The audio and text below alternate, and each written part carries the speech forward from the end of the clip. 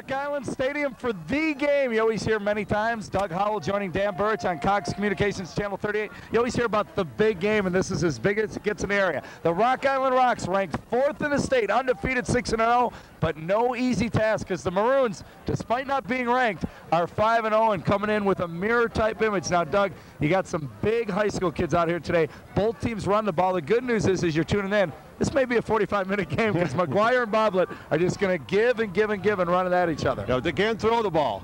And Moline showed that against UT. They threw very effectively in situations. Moline's going to be real tough. I think it's going to be line play tonight. Look for inside line. Look for Piper in the middle of the line for Moline. Now, Piper is the big heavyweight wrestler, the linebacker who's been recruited Division I for Moline. And he's a linebacker, but he's got lineman size back there. Yeah, he's a big boy. And both lines feature some big players. And skilled positions, I think, is a given on this game. Both sides have great players in the skilled positions, good quarterbacks. They'll run the ball real well. It's going to be in the trenches tonight. That's going to be the decision. We'll see the big boys up front. It doesn't matter if B's got the beard or Ball or beard on Moline. It doesn't matter. Doug says it's going to be one up front, and we'll see. We'll return you after this break on Cox Communications 38. We'll have the kickoff. The Rocks, undefeated 6-0, and the Maroons 5-0 on Cox Communications, Channel 38.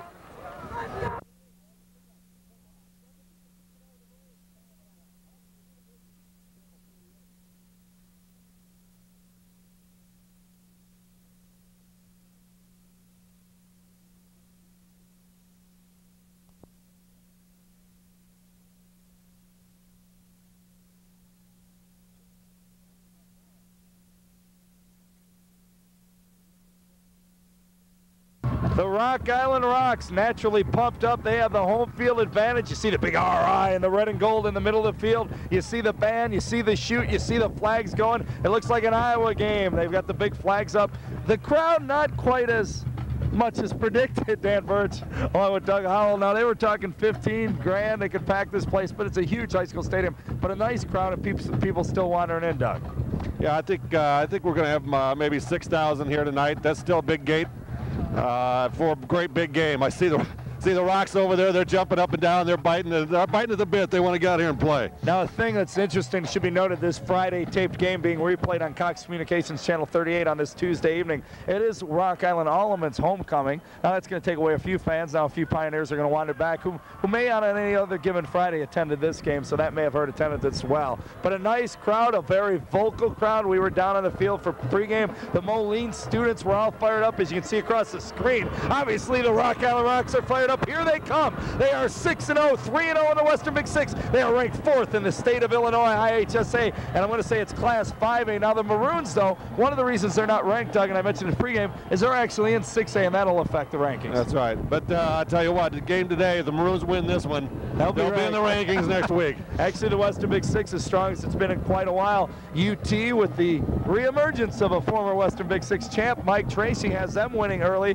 Alleman, Dana just brought the pride back in that program last year with the Worst to First song and dance a couple of years ago, and they've got a good solid, I'll say, the 4 Quad City schools. No disrespect to Galesburg, but they're struggling in the first year with their new head coach. And Quincy, well, they can't see us in Quincy on Cox Communications, so we need not mention them. But the 4 Quad City schools are all doing pretty well this year. They're as strong and competitive as they've been in quite a while. And Allman came up with a big win when they beat UT last week.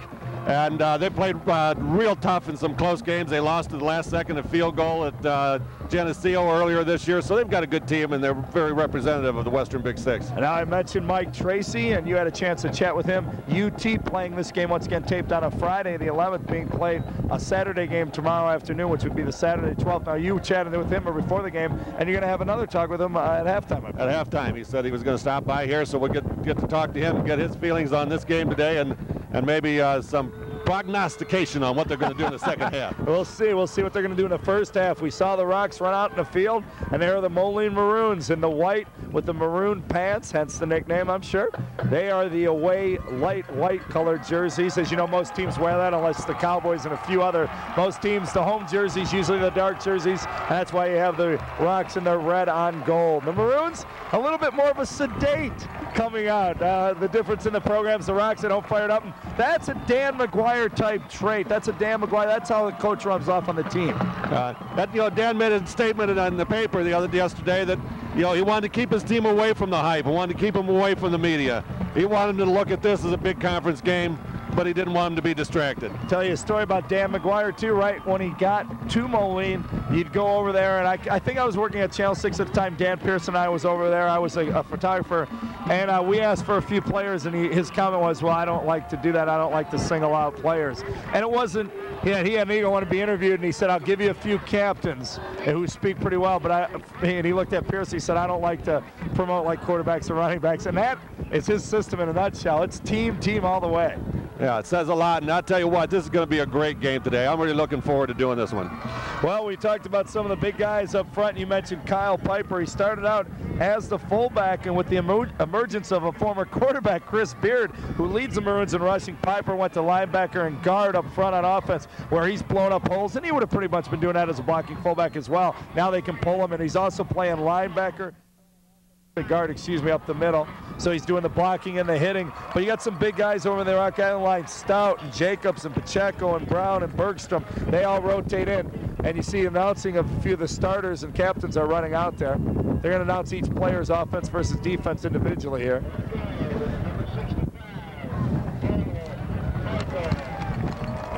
Running out was Nick Hartman for the Rocks. For the Maroons, the Maroons 65 is Daryl Michael. Daryl Michael's a senior. Now the Rock approaching, big number 78, Jason Rossler. All right, 64 is Terry Hansen. Terry Hansen's a 5'11", 203-pound senior. Another tackle. Jason Mata runs out, that junior, and you want to talk big. The house, 6'3", 300. They've got a big line.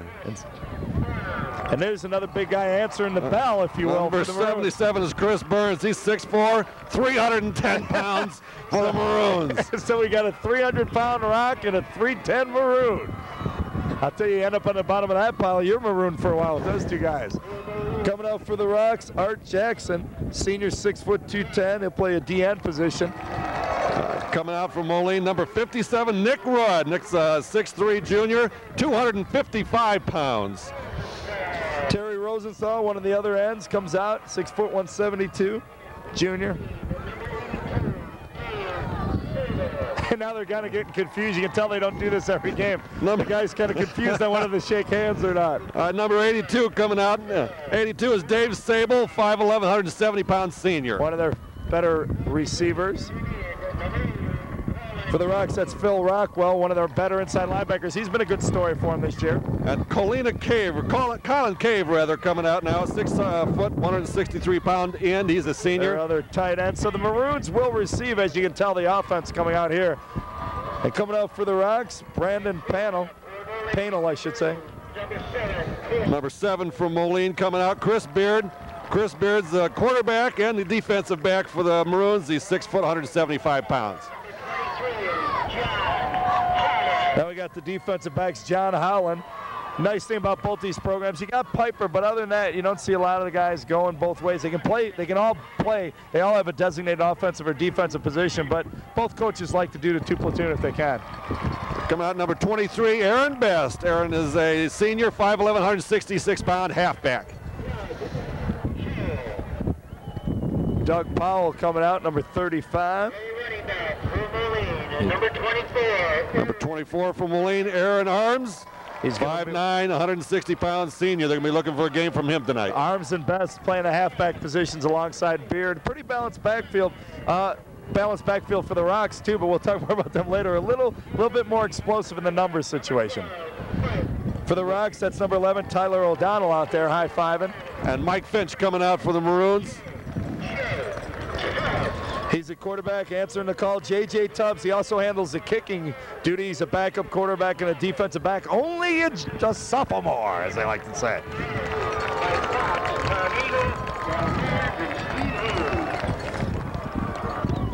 So the Maroons will receive. The Rocks will kick it off. The Rocks have the home field advantage, but it's pretty even. In fact, as I gander along the sidelines below us here, we're perched up high on the opposing team's sidelines, the away team on the concession stand for people familiar with it over there. If you can see some of the crowd, and maybe we'll get it later, but the Moline Maroons crowd almost looks a little bit bigger.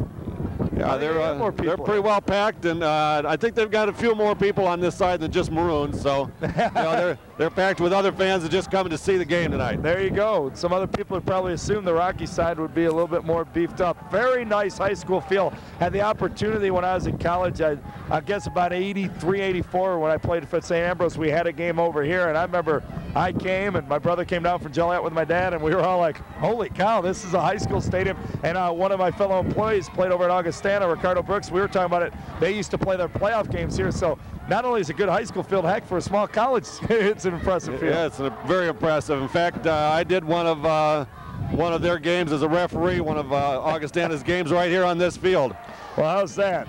They announced the starting offense and defense, and then it's the Maroons kicking off.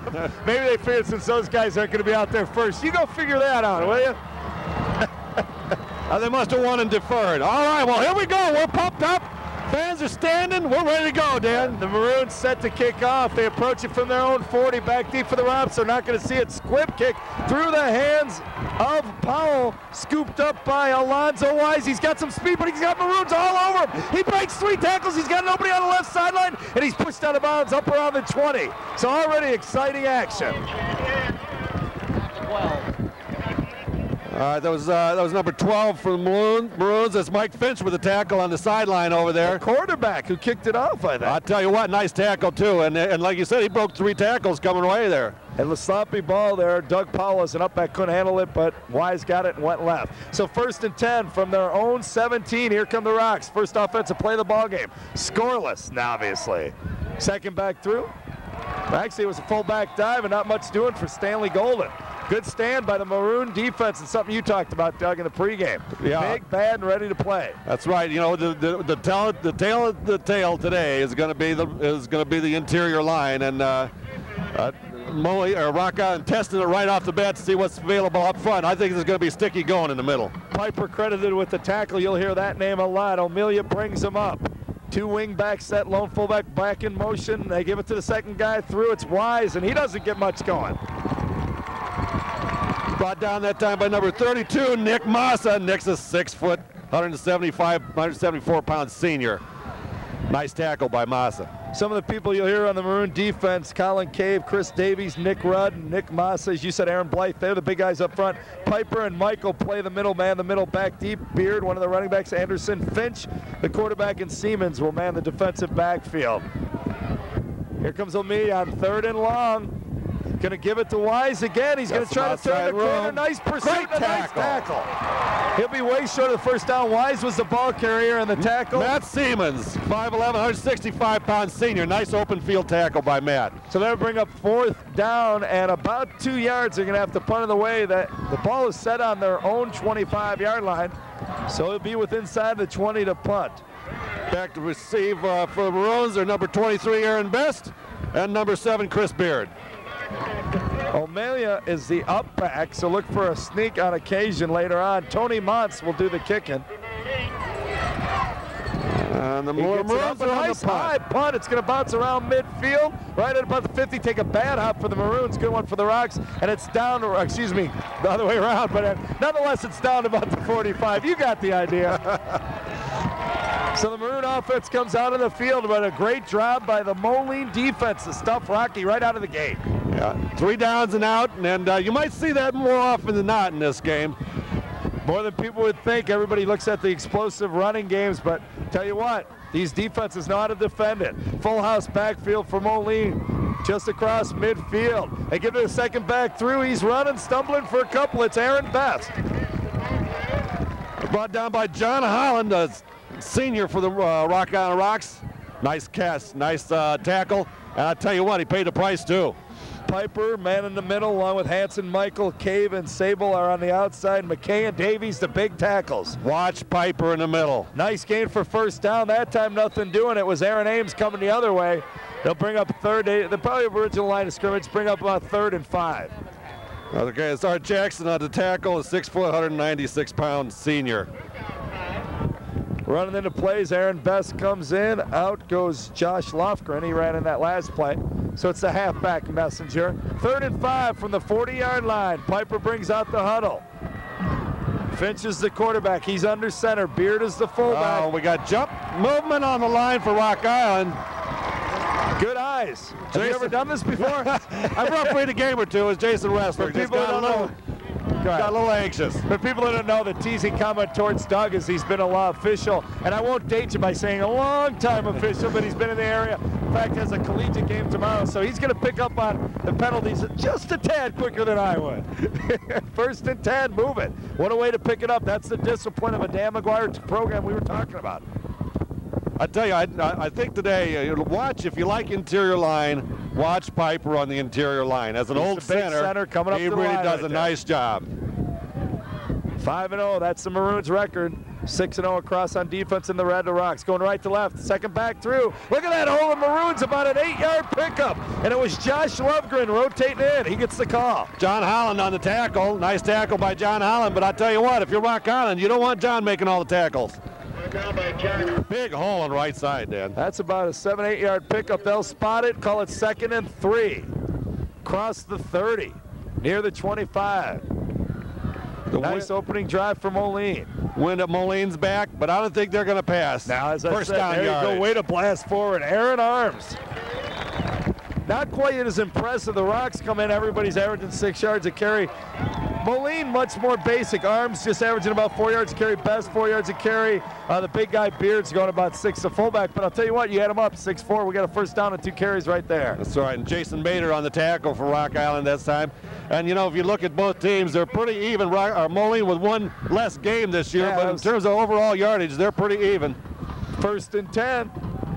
Inside the 25. It's Lofgren again, he breaks. Ooh, I thought he slid that tickle with the stiff arm, but a nice tackle by the linebacker. Phil Rockwell, number 57. Phil did a nice job.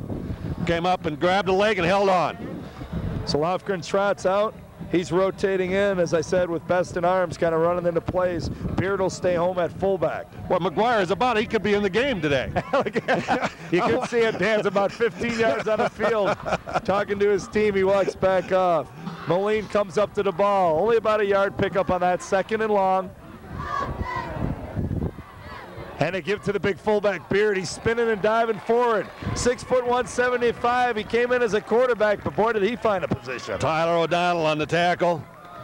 Tyler's 5'8", 145 pounds, probably the smallest guy on the field. Big tackle though that time. Bring up 3rd and 2. And look who runs in for the Rocks. Doug and the big boy. They're going to stuff him up the middle. You think there's any secret here? 77. What's he Number 77 is Jason Mader, 6'3", 300 pounds. 3rd and 2, the Maroons. There 1st down. Oh. And he's got it more. Lofgren out of bounds inside the 10. Lofgren off that right tackle. Piper just buried the big boy, if you saw it, as the play tailed away. You mentioned watch out for him. There's a reason he's going Division I. J.J. Tubbs on the tackle, and probably a touchdown-saving tackle. It's going to be 1st down and goal for the Maroons. Help my memory, Doug, and we'll thank the Argus Dispatch for a lot of our information. Is it Mizzou? Is that where Piper's going? Yeah, headed to Missouri, and he headed to Missouri because he wants to play linebacker. Missouri said you can play linebacker for us. I'll tell you what, he can play center for a lot of schools. Look at how tight that formation is. They go back to it. The fullback dive, they get a couple. It's 1st and goal from the 6. They'll move it up to 2nd and goal from the 4, it looks like, where they spot it. Kind of ran into a wall of rocks that time. Do you see how tight the formations are? And I'm not just talking walked up linebackers and DBs. When they come out of the huddle, you'll see on the left of the screen, the Rock defense, they're pinched in too. So if they were to have the quarterback, Finch, maybe pull the ball, hey, you know, like you see bootlegs work on goal line, this would be a nice situation for it. Yeah, something outside, and I tell you what, it worked is a pass, and the Maroons can pass the ball. Well, Finch is the quarterback, he's under center. There you see, look at how tight it is, all this room on the left side. And they tried Lofgren again, nothing doing. Brought down by number 57, Phil Rockwell. Nice tackle by Rockwell. So a nice defensive stance so far for the Rock Island Rocks. They're facing 1st and goal from the 6. And look at now, we're 3rd and goal from the 5. They gave up 2 yards, dropped them for a 1-yard loss after that. McGuire's hopping man on the sideline. I think they're going to have to do something else besides go right to the middle. Let's see what the Maroons come up with on third down. I'm sure Boblett's warned his defensive troops. They're at the ball. There it is, rolling out pitch, look at the left flank, he's got a touchdown! That's what we were talking about, the outside's open. Dave Sable on the end of that touchdown grab. And this sidelines is rocking, the stands are rocking. 5:01 in the first quarter remains in this one. It's 6-0 Maroons. Sable with a 5-yard touchdown catch from Finch. I tell you what, 3 right in the middle, and then the pass play. Here's the extra point. And I'll tell you, that was good. I was going to say no good. You're the referee. Help me out. Man, it curved a lot after it went over the post is what I got to say. And before I pick on the Zebras, no offense, I'll tell you, every game I do, be it at Brady Street Stadium, Pleasant Valley, over here on the Illinois side, it is so hard from every press box angle with the smaller goalposts like compared to being at a college stadium. I'm batting about 250. I'm like facing the Braves pitching. I'll tell you, I do not do well. Well, I'll tell you what, I found this game's a lot easier to call from up here than it is on the field, I'll tell you that. And it's a lot easier to call when you're the coach, Dan McGuire, and your offense takes the ball down the field like that. 7-0, the Maroons lead. I'll tell you what, they don't know anything about ranking right now. They just know the rivalry. Rock Island, Moline, getting it done. Well, one of these teams is going to come out of here undefeated with a chance to be one of the first teams in 30 years between these two clubs since they were last undefeated. I think you hit it on the head too early on, Doug. Is Moline can throw. It's not like, well, we've heard they can throw, and I'm not talking Rock Island, but Amelia we haven't seen throw. 5-on-5 league over the summer, yeah, but we know. We'll look at Finch's number. You look in the Western Big Six, there's 3 receivers up there, Sable being one of them, who are up there in the receiving category out of the top 10, so they've got a nice little passing game. It's 7-0. Moline's going to kick it back to the Rocks. Now the Rocks are hoping they get a little more offense going than they did the first time. Another squib kick. It's going to get back to Wise again. He did a good job breaking a few tackles. A little bit of a lane. He's got a lane. He's got right sidelines. Down the right sidelines. 40 knocked out of bounds. A nice tackle at the 45, and that's Finch again. Mike Finch on the tackle. Nice job by Finch.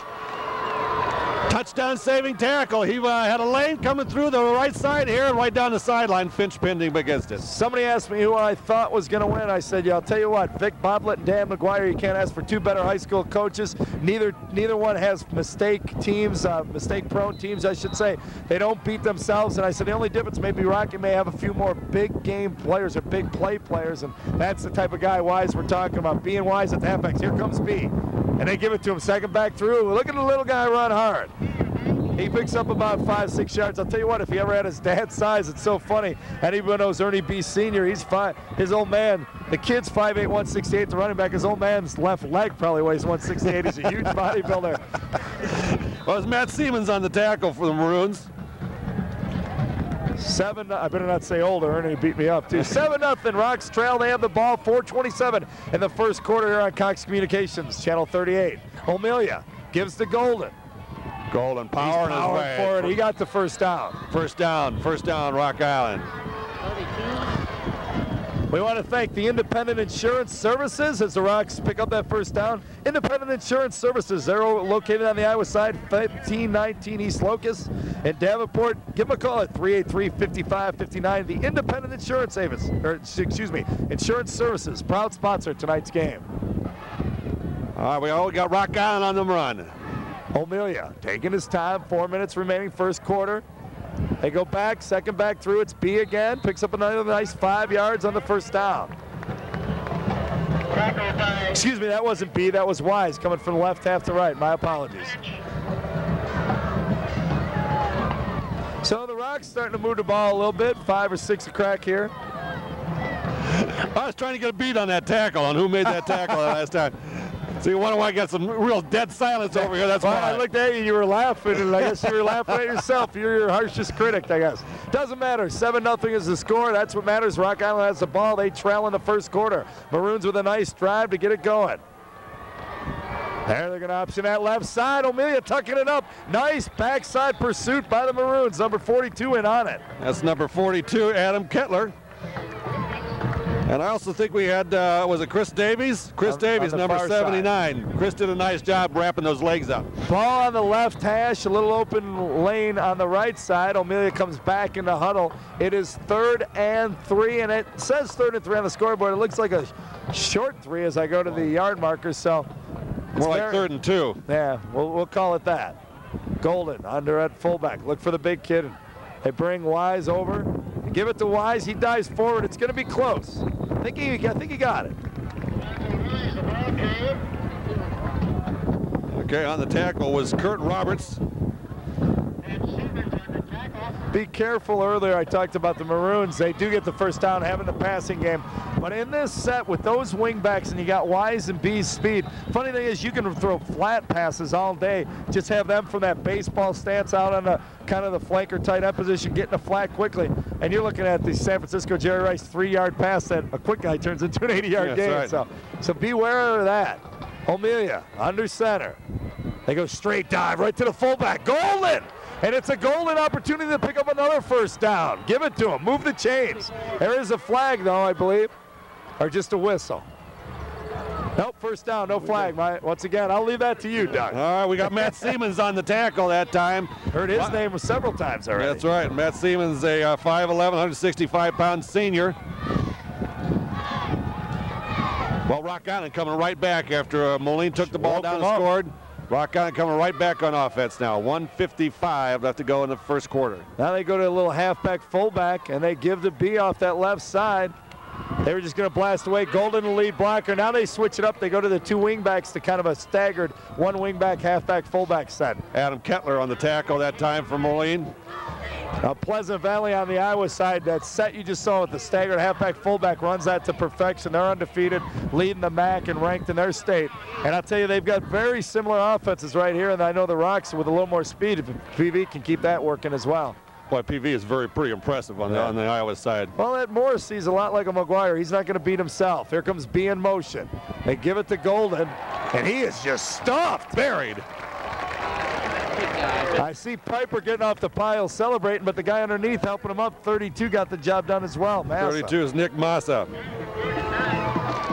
Minute left, first quarter. The Rocks leading it 7-0. Excuse me, the Maroons leading it 7-0. The Rocks with the ball. It was a touchdown pass that got Moline on the board when they were at 1st and goal. Had trouble punching in and went to the air and were successful. Now, out of an eye. They give it to Wise. He runs into a quarterback. He's still pumping. He ran into his own quarterback, a guard, and 3 Maroons and finally went down. He ran into his quarterback, and then he ran into Piper, and then finally was brought down by number 34, Matt Siemens again. Alonzo Wise, just a junior, 5'9", 180. Good speed. It looks like they're going for a field goal here. I don't know. I don't know if I believe this or not. 4th and 12. The ball is spotted just this side of the 20. I'll call it the 22. That would set up, what, a 39-yard field goal? 39-yarder against the wind. Good point. I haven't pointed that out. Thank you, Doug. The wind is definitely blowing in the face of Rock Island as they go left to right. We're going to have a timeout. Well, I'll tell you what, if I'm Moline, I don't know if I believe this or not. And our cameraman from Family Ties Production, the fine Medina family, I don't know if you could hear it over my microphone. He said, fake, fake, fake. As soon as they went out there, he's smelling it out. That'll do it. I said it's a timeout. It's the end of the quarter. 7-0, Maroons on top, and we're going to go the other way and get that field goal with the win. It's a major difference. That's why we're not coaching. That's why we're up top on the press box, and McGuire and Boblin are down there. Vic knew him. Vic was taking his time. He was probably telling Amelia the plays before. Rested, son, rested. Take a break. Well, we got the Rock Island Band coming over here and entertain the Moline fans. Entertainer and antagonize. I don't know. I know it begins with a vowel. I just didn't know if you used the right word. It's good old-fashioned fun, though.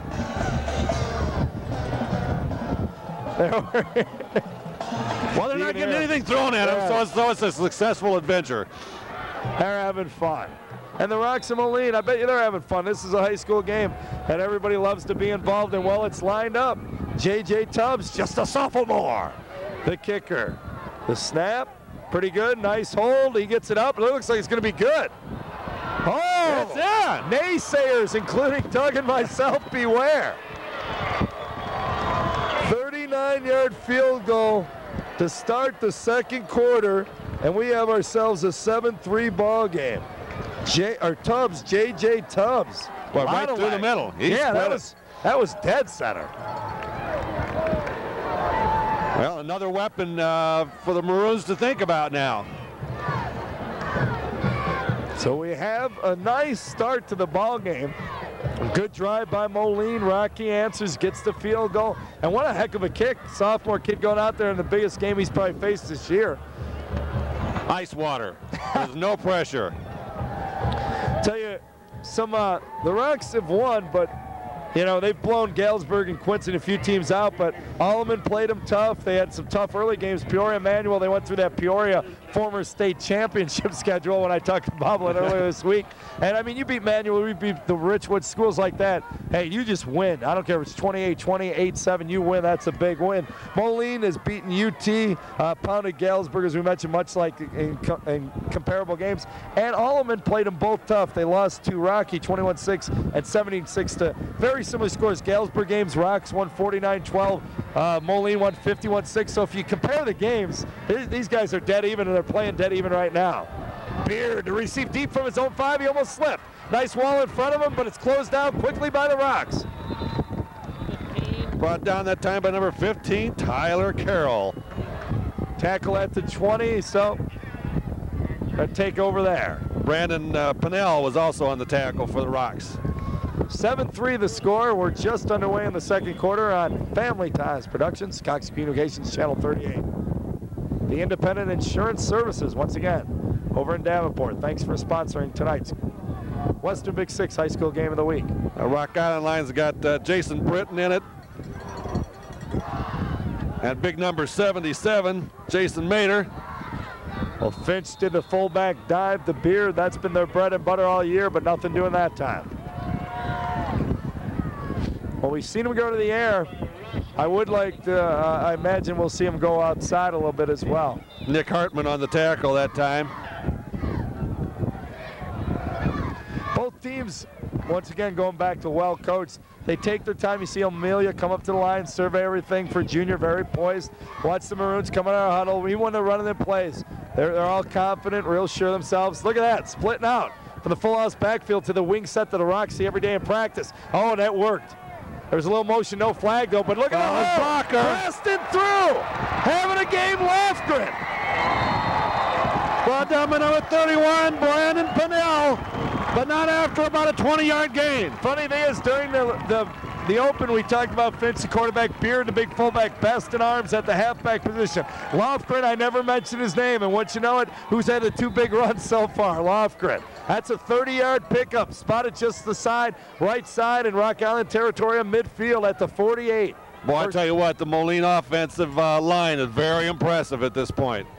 They're getting off the ball, led by the big kid up front, Piper. There they do it again. In motion again.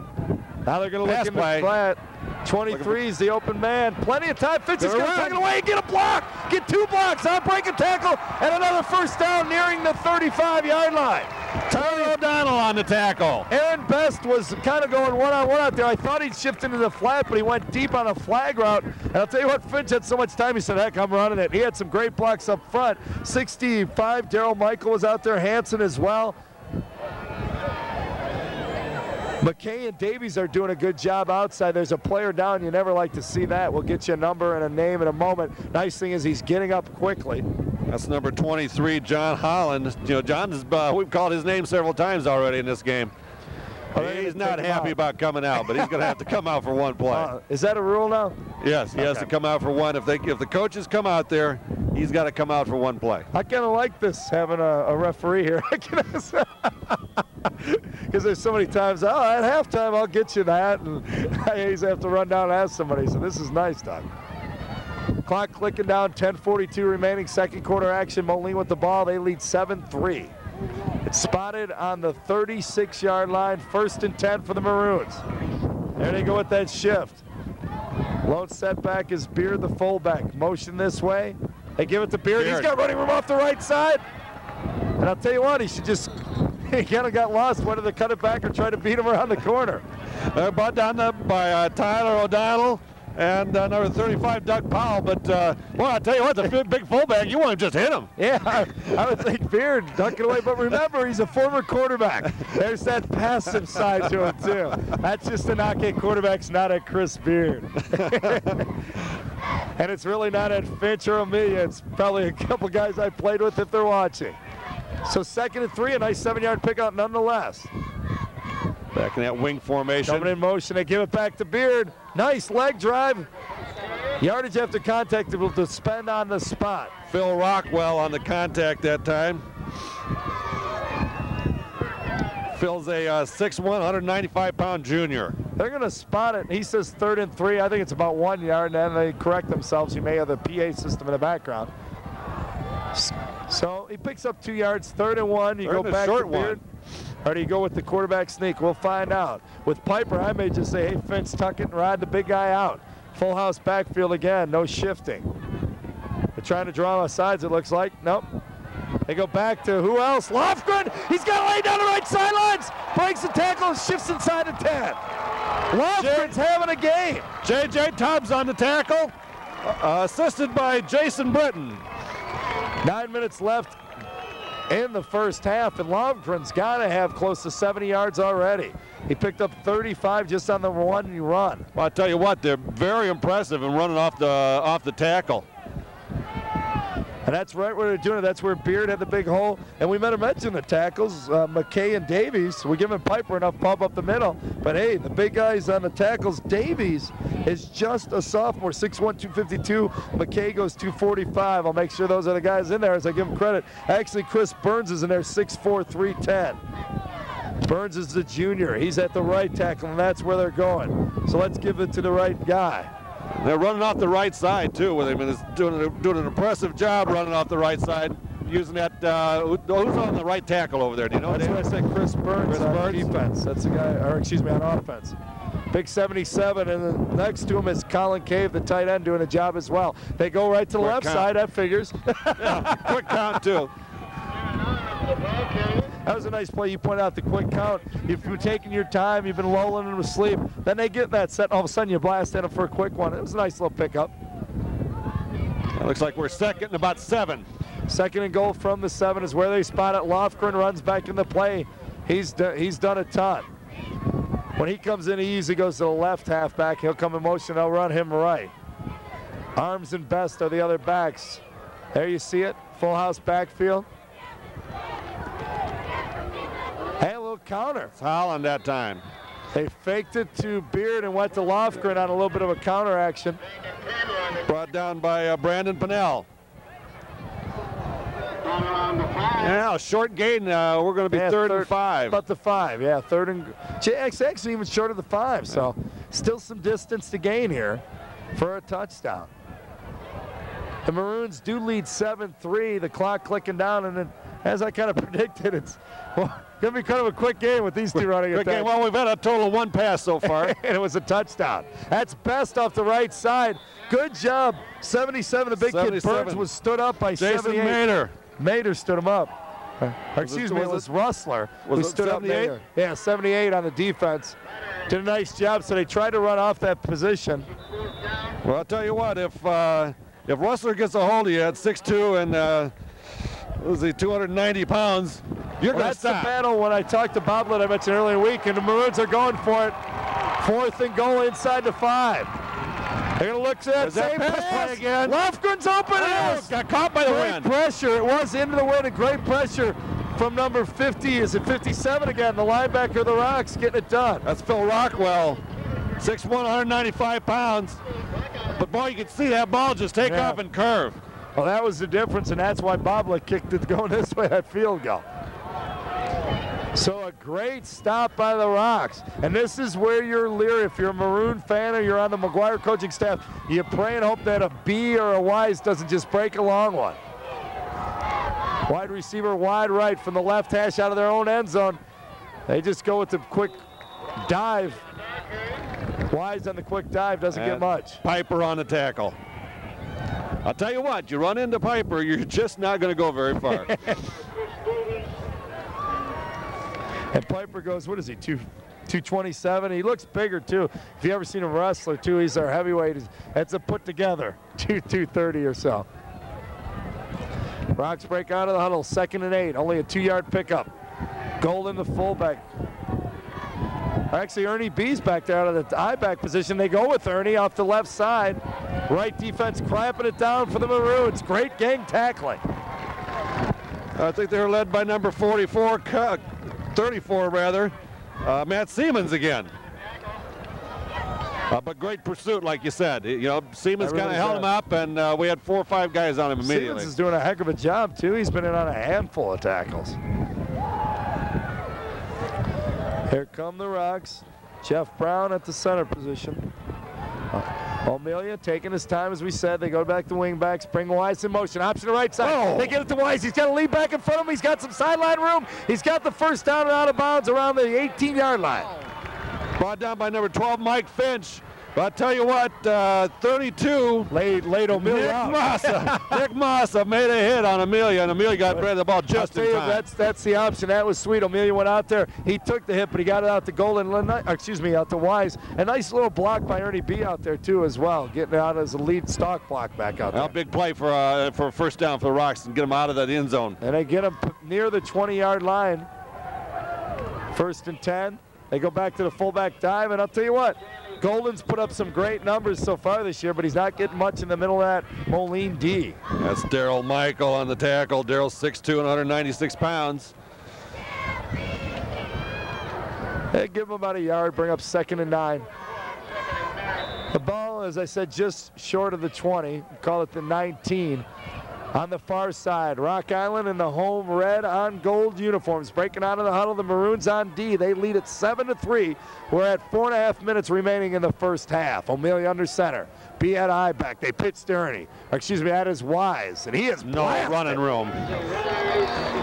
Brought down by Nick Rudd, number 57. Nick's 6'3", 255-pound junior. And he's fired up, too. You see him slapping at people, high-fiving. The Maroon defense definitely playing spirited tonight.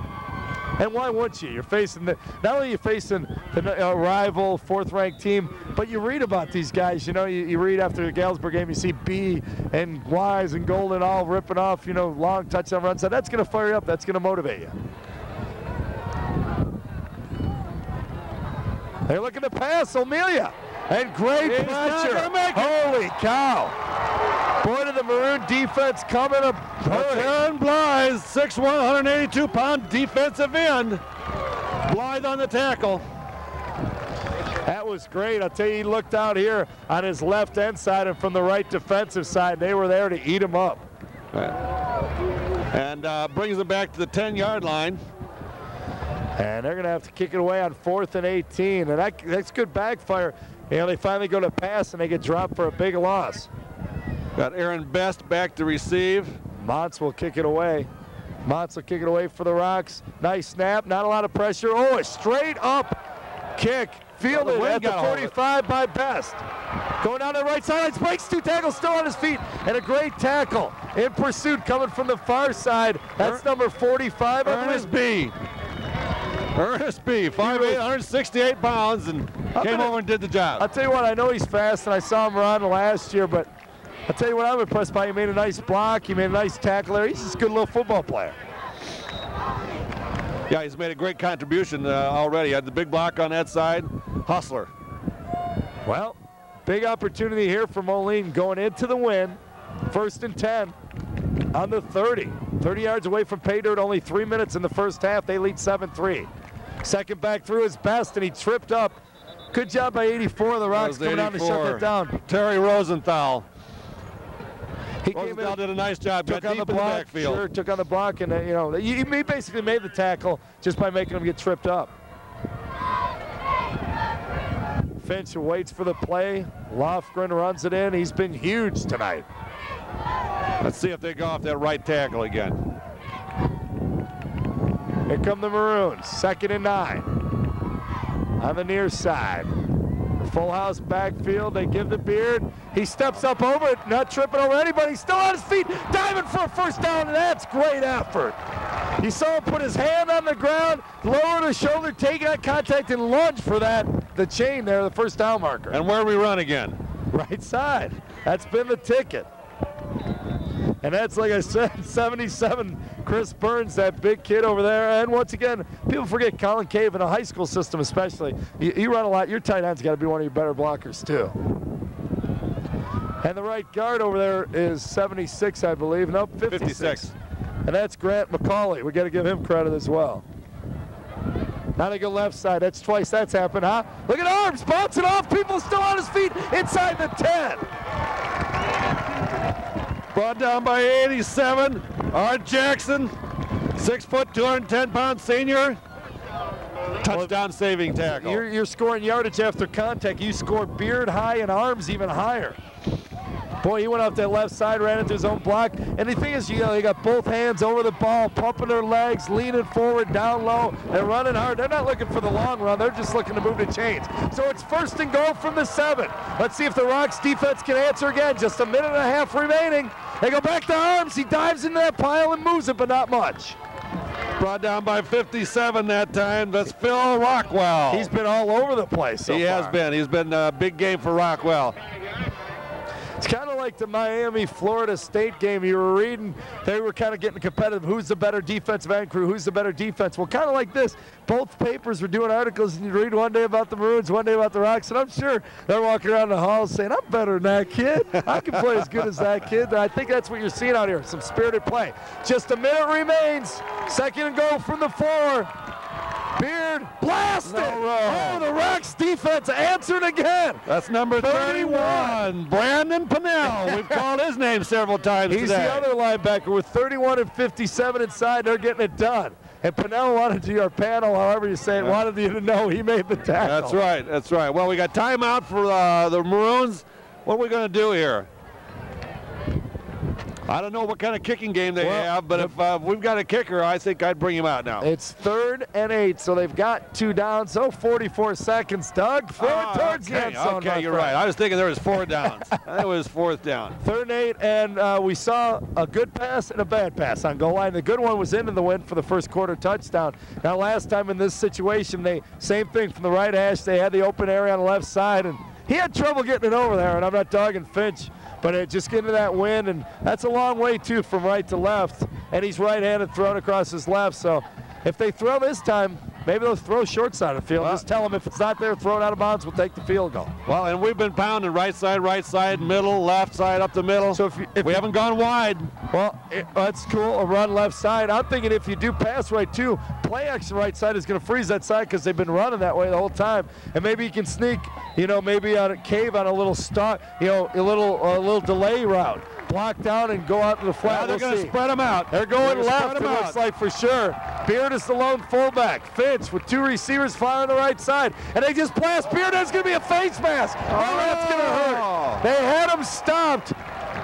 And I think it was 78 on the face mask, I believe. Yeah, 78 is Jason Wessler. He made the tackle, but I think he got his hand up there on the mask. It was a great stop and a good call, kind of deceptive. They went back with Beard, and he was going to cut back right off the left fullback dive, and he had a little bit of a room. It was closed down, but obviously they had to grab the mask to do it. I think you could officiate. Boy, you had that one right now. Right now you had it. As a former fullback, hey, I've had my neck wrung like that on goal line.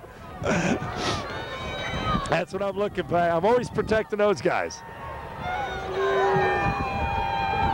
So it'll bring up 3rd and goal still. 3rd and from about the 2, it looks like. Go halfway to the goal line? Half the distance. The key is they still have the 3rd down. They still have 2 downs to work with. 35 seconds and counting down. Same formation. 2 receivers best wide right. Now they're going to look out that way. Oh! I tell you what, there was some miscommunication. Arms was cutting in. I don't know if he wanted them to curl back or run a little bit of a flat, but I think he just wanted to find the end zone and find an opening. Yeah, he went inside, and it looked like they were trying to throw to him outside, and then here comes the field goal kicking team right now. They're going to call timeout. 25 seconds left. You would think you would roll them out, and Finch there just looking to throw it almost, get it in there as quickly as possible. You don't sneak in a touchdown. Heck, roll out there, Finch. You take your time, and if it's not there, throw it out of bounds. He's got 1 touchdown tonight, though. And then there was a nice pass set up nicely. He found Sable with 5 minutes left in the first quarter for a 6-0 lead. The PAT made it 7-0. Rocks answered right to start the second quarter to get the win with a 39-yard field goal by the sophomore kicker. And that's where we stand now, 7-3. There's 25 seconds left in this first half. Well, it's a great game. It's a game as advertised. And, well, we've had 3 whole passes in this game. Now you're going to interview Mike Tracy at halftime. I'm going to go get a hot cocoa. That sounds good. Get 2, will you? Just let to know everybody my work ethic is still there. But you're going to have Mike Tracy, the UT coach. Once again, this is taped on Friday the 11th. Saturday, October 12th, UT is playing. So he's here scouting and just watching a heck of a game. So we'll hear from Doug and Mike at the half. And we'll see what it's going to be at the half. It's 7-3 right now. Will it be 10-3? Will it be 10-7 or 10-10 with the return of a kickoff? Who knows? So much for the kicking the field goal. They're going for it. And Rock Island quickly answers with their own timeout. Said, "Hold on a minute. Yeah, we got to make a call. We were ready for the field goal." Well, he must be, you know, he's on the right hash over there, and maybe he's afraid with that wind and on the hash that just the angle and everything is going to be too much.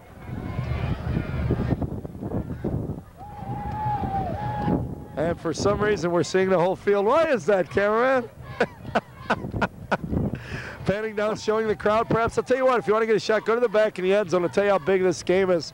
Go to the back of the end zone, and you see all the photographers from Channel 6 and Channel 8. And it's funny, they're not working real hard. They look like me, but they're all back there knowing what a big game this is and what a big play this is. I guess we're just showing everything. Are you bored?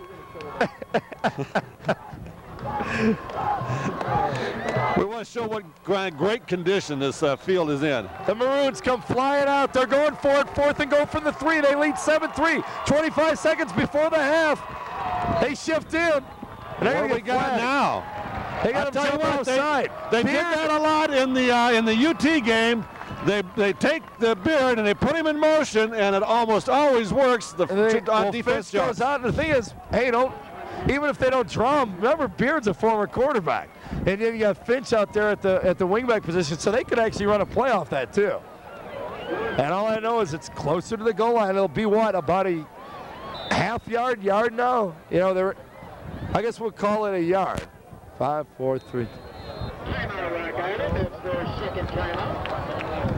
Second timeout, so we're keeping it here as McGuire and Boblet move the pawns and the rooks, doing their little chess match. McGuire said that's an old Rocco Carbone play. He said he saw Rocco. Yeah, he said Rocco run that when he was coaching at Holland. That quarterback in motion, and he decided to bring it out this year. And I'll tell you what, at half the wing tee. That's right. And they'll throw off that. Moline will throw off that. In fact, we've seen him throw back two Beard on that play. So that'll be interesting. See what they do this time. The Rocks are in there getting coached. The Maroons as well. You see McGuire in the middle of that Maroon huddle. I believe it's Dan. Yes, it is. His assistant coaches, Paul Carther, Kevin Corgle, Bill Burris, Jeff O'Hearn, and Joel Reiser. Paul Carther's been there a long time. Well, here it comes. The Moline fans are fourth on their feet and cheering. 4th and goal from the 1. Best has it. Touchdown Maroons. I'll tell you what, where'd they go? Where did they go? That right side has been huge.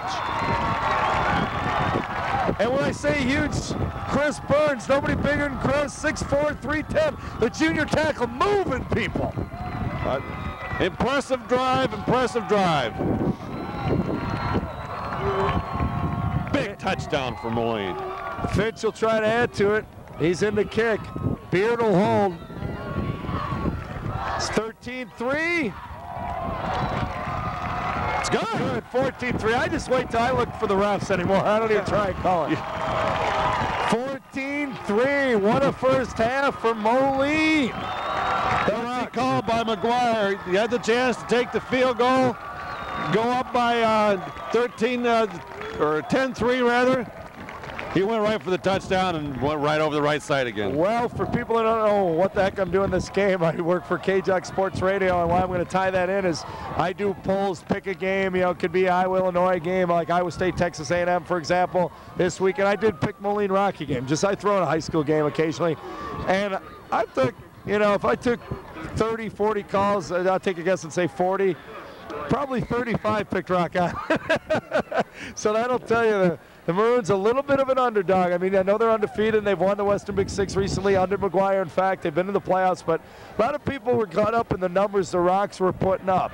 And we still have a whole half to play. In fact, right now, you know, Wise could pick up this kick and answer him real quickly. So I'm not counting them out, but I think the Maroons came in as a slight underdog. Yeah, I think even in the dispatch they had a poll, and 68% of the people said that Rock Island was going to win. But let's see what happens. We're going to have a short kick right now. I don't think this one's going to go very far. Beard will kick. Finch and Beard kind of rotate. They just do it all. Quarterbacks, fullbacks, kickers, holders. Yeah, there it is. Squib kick. And it's fielded at the 15. Here come the Rocks. That's number 41 for Rock Island on the return, and he's wrestled down. Brought down that time by number 22. Chris Roberts and Chris Beard. Like I said, Beard and Finch do it all. The man on the return was Adam Hill, little scat back, 5'9", 152-pound running back. 17 seconds. O'Melia's only passing attempt was a sack. Actually, never made an attempt. He was dropped for a sack. The Maroon girl cheerleaders doing the push-ups. This kills me. And they're not doing girl push-ups. They're doing the real ones. They're at 14. Get those high-scoring teams. Those girls get bulky. They go right to Golden, his biggest gain so far. But you're going to see that. He gets up around the 40. 10 seconds. That's Matt Siemens on the tackle. Siemens easily in double digits on the tackles now. 10 seconds, Rocks take a timeout. First down, pickup for Golden. Well, I tell you what, you can't say enough about Moline in the first half. Done a great job on defense, moved the ball on offense. And really converted. I don't know what the time of possession is in this game. Well, I'll try to get that on half while you once again stay tuned to the half. Not only do we have second half action coming your way on Cox Communications Channel 38, but we have the interview with Mike Tracy. I hope we're not making Tracy climb these stairs. Yeah, he's a little big. Yeah, I think we're going to do on the field? Yeah, we're going to go somewhere else. We got our producer telling us. I'm worried about He's Mike. here already. Oh, is he? He's here already. I'll have to ask him. Can you climb up here, Tracy, or is that's not sturdy enough? We'll come down.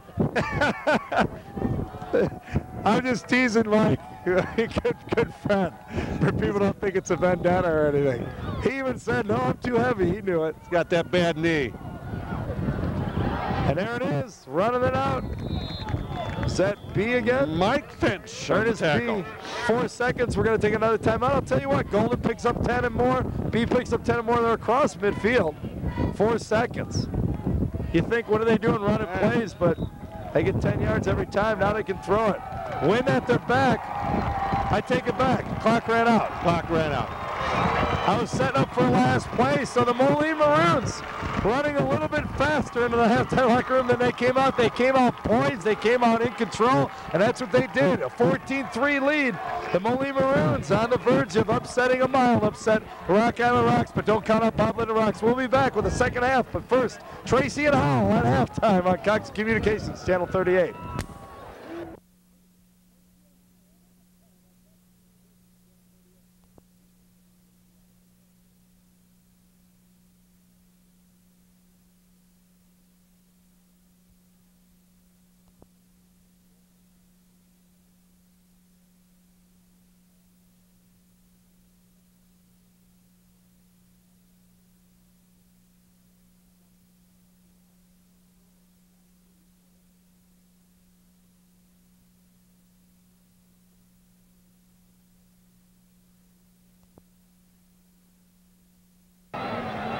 Doug Howell here along with Mike Tracy, coach of the United Township High School Panthers. Mike, you've saw the first half action of this game. What do you think so far? Well, it's nothing we didn't see when we played Moline. They're tremendous on the offensive and defensive lines, and I think that's been the difference in the game so far. Moline doesn't make any mistakes. Rock Island is an excellent team, but right now Moline's playing better. Well, they're really, I said early in the game that it's going to be offensive line play and defensive line play is going to be the determining factor in this game, and that's what it's shown to be so far. No doubt about it, and both teams have excellent offensive and defensive lines, but right now Moline's is playing better. Rock Island could play just as well in the second half, no doubt about it, but Moline right now is at the top of their game. That's the way they played against us, so we've seen this before. Yeah, 3 passes in this game, 1 for a touchdown play though. I thought a great call. It was, and we're second guessing with Dan down there. We had him throwing a few more passes, but he's playing it pretty smart tonight. He's running right at Rock Island, and he's neutralizing their speed and quickness. So Moline's game plan is excellent. Yeah, they're running a lot off right tackle, I noticed today. Yeah, Moline is strong off the right side. They can run off the left and do just as well. They've obviously picked out something in Rock Island's defense and they're attacking it, but if Moline doesn't make any mistakes, they're going to be tough in the second half. Well, what do you think Rock Island needs to do? Any adjustments that they need to make in the second half to get back in this ball game? I think Rock Island just needs to break a play, and they have the ability to do it better than anybody in the conference. If they break one play, they'll get the momentum going and get their defense into it. Right now, I think everybody's kind of waiting for something to happen on Rock Island. They haven't made any big plays yet, and that's what they're best at. They're extremely dangerous, and it could happen at any time. Moline knows that, and they're on their toes the whole time. But once again, Rock Island hasn't had the ball very much the first half because Moline's controlled the line and the clock. Yeah, I haven't seen the time of possession. We're going to get that to start the second half, but I imagine it's going to be pretty big. I would think so, too, and that's Moline's strength. Dan is a conservative coach, and I mean that in a positive sense. He knows how to coach football and play winning football. So does Vic, obviously, but Dan is got a team right now that I think is the best team Moline's had under his leadership. They're well coached, they're fundamental, they're sound, and they're playing the way they want to play right now. They just don't make many mistakes. No, they're not going to.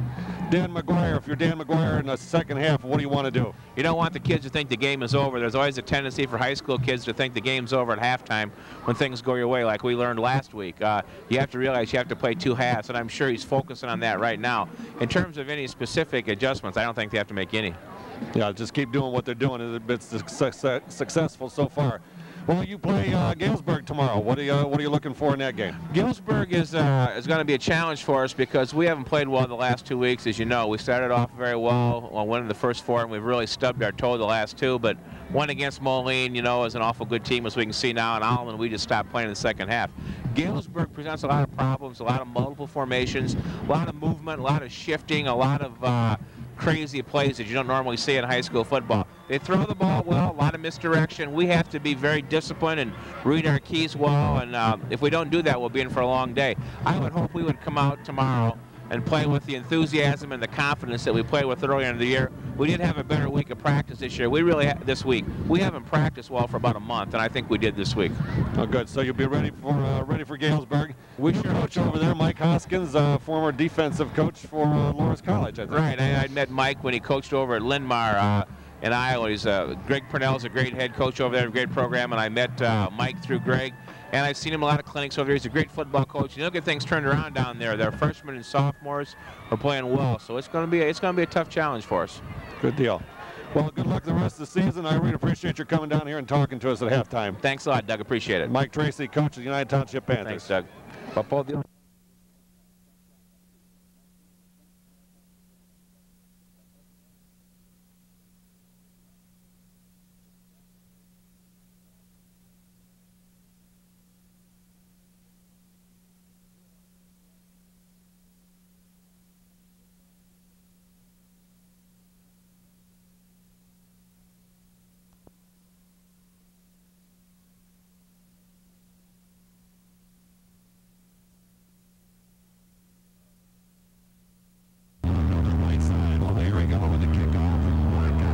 Rock Island kicks it off back deep, and I mean deep and into the end zone. What a leg. That's why that sophomore's in there.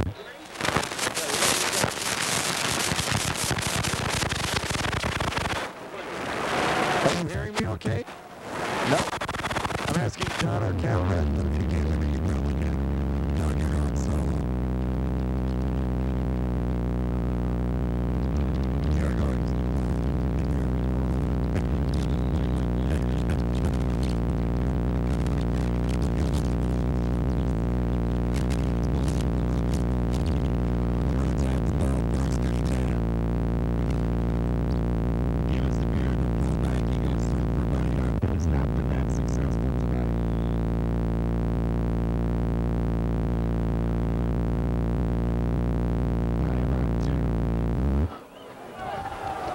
Moline Maroons, Rock Island Rocks. It's 14-3. Did we get everything straightened out?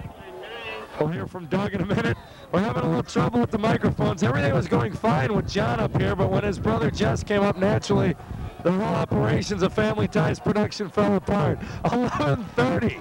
Just a half minute gone by, third quarter action. Moline with it on second down. They go back to the fullback. No, second back through and had it stuffed. A nice tackle by number 23 on the defense, Johnny Holland. Came up and stopped that. He was the guy who limped off the field earlier. A little bit of an injury. So John Holland gets a tackle. It brings up 3rd and 8.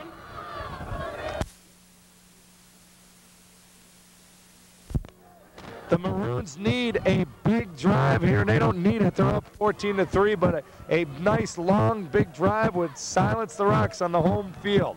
All right, I think I'm back. Are we back? Holy cow, we've got 2 announcers again. Except we have to stand right next to each other because we're on the same control. Get tight. And it's called. And we got the running for section. And we got some running room. It is Armis with a stiff Armis, if you will, and go down. That was 35 Doug Powell on the stop, but we've got motion in the backfield, I think, here, according to our spotter, Carl Cullum. So it was a nice counter from the backside, but they're going to march it back and bring up 3rd and long. It'll bring up about 3rd and 13. I'll tell you what, big play to come back with the motion that time in the backfield. Nice play by Arms. He looked real quick out there, too, turning that left corner with the stiff arm.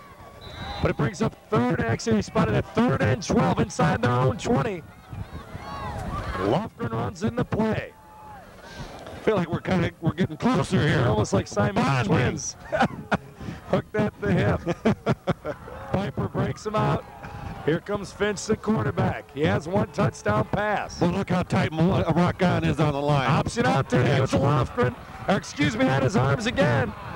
Another nice carry. Lofgren had a good lead block, but he's tackled. Nice block on that side. A seal block by Chris Baird for Moline. Tackled that time by number 35, Doug Powell. Well, good job by Rock Island to shut down the Molines on the opening drive and a half.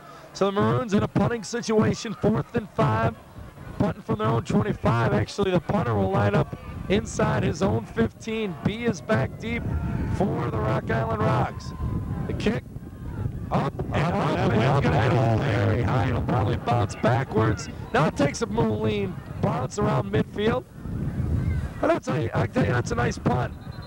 Got it. And they go right with the fullback. Actually, Wise. Golden right up the middle. Before they finally found out what he could practice. Wise on the right side. He's breaking tackles and for dear life. And the wishbone. Wise at left half. They go to Golden, the fullback. Nowhere. No, you're right. It was Golden up the middle. 1st and 10 again. This Rock team is inspired. Not an option on the outside. And at that time, they went to B. Moline. We want to congratulate Paul, an assistant coach for Rosenthal as well. Wrestling won an assistant state wrestling coach, assistant coach of the year award. Congratulations. The Maroons, of course, winning state in wrestling as well. Here's O'Melia and the Rocks. 2nd down, back to Golden, up the middle. Look at him driving the pile. That's 55 Piper with the initial stop. And helped by the entire Moline defense. I think we got all 11 in on that play. McGuire and his assistant talking it out, if you will, on the sideline. They're as fired up as the players. They like that stop. And there he is on the field again. I think he wants to get in the game. 3rd and 4. Key here is if they pick up the 1st down, all of a sudden you're 1st and goal from the 2. They don't necessarily have to score. In the backfield, B and Wise behind Golden. O'Melia's the quarterback. They give it to Wise. He slips trying to go outside. 57. Nick Rudd, 6'3", 255 pounds. He got a hold of him and there was nowhere to go. The Wise trying to get it outside and there was nothing doing. 4th and I'll call it basically 4th and goal. They're going to kick. Looks like we're bringing on the kicking team. We're going to go for the field goal. Well, Tyler, that brings us within 8 points. Sure, and with the win, remember, Tyler O'Donnell hit a 39-yard field goal to start the 2nd quarter, and now he's got the win again. This one's much shorter. They're teeing it up. It's inside of 20. We'll say what, about 29 yards. Yep. And that's got once again right down the middle, too. He's only a sophomore, but he's got a leg. All right, well, 6:32 to go in the 3rd quarter. and it's an 8-point game. So nice drive by Rock Island. Great drive. 29-yard field goal to add to his 39-yard field goal. And with 6:32 remaining in the third, it is 14-6. The Maroons leading it. They'll get it back. And this is going to sound kind of asinine, but people are used to that coming out of my mouth. But for the Rock Island offense to get going, the defense is the key. And what I mean by that, they've got to stop Moline and give the Rocks a chance to show off their offensive skills, get the running game going. And easier said than done because the Maroons got a heck of a running game themselves. Time of possession game is really important in this. Both teams run the ball. And I'll tell you what, both teams got something positive out of this. Moline got the stop, didn't allow the touchdown. Their fans were excited. Rock Island's fans excited because they got the field goal and got on the board. So Tubbs will kick it away. The sophomore has 2 field goals under his belt. That has been the scoring for the Rocks. Naturally, it's teed up at the 40. Deep for the Maroons will be Beard and the boys. The Rock flags are waving in the distance. Tubbs with a deep kick.